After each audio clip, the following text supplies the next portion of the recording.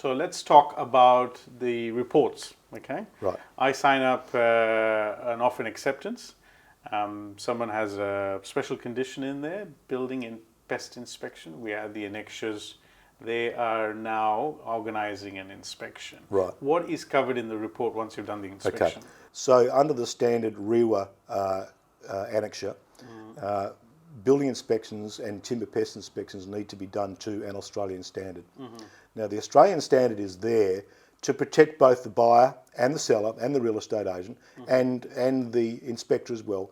So it's a common set of terms that allow us to complete an inspection and not necessarily pick up whether something has been built to a standard code or not, because codes change all the time across the years.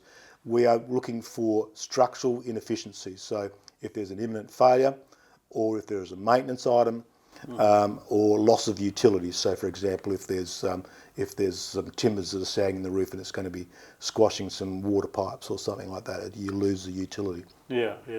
But so that's what we do for the inspection. We will report on the structural deficiencies, and we will also report on maintenance items.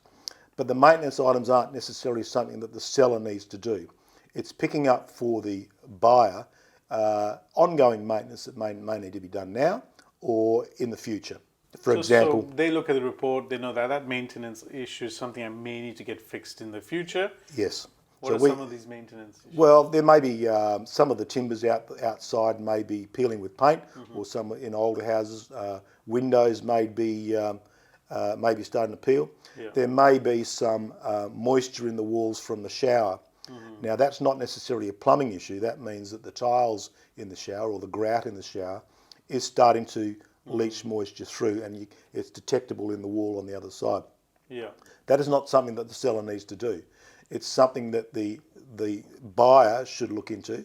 If it's caused a problem where the wall is becoming structurally unsound, then yes, we will point that out.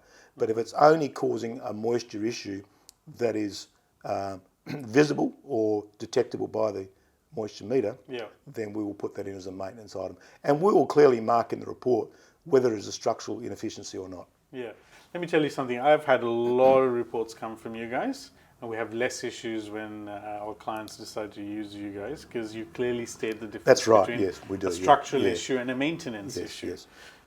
Usually that's because other building inspection businesses don't really relate to the Australian standards as they should. As I said, the Australian standards are there for the buyer and the seller and the real estate agent and the building inspector to get some common ground. Some building inspectors will form their own opinion without necessarily referring back to the standards as to whether or not that falls under a structural deficiency or not.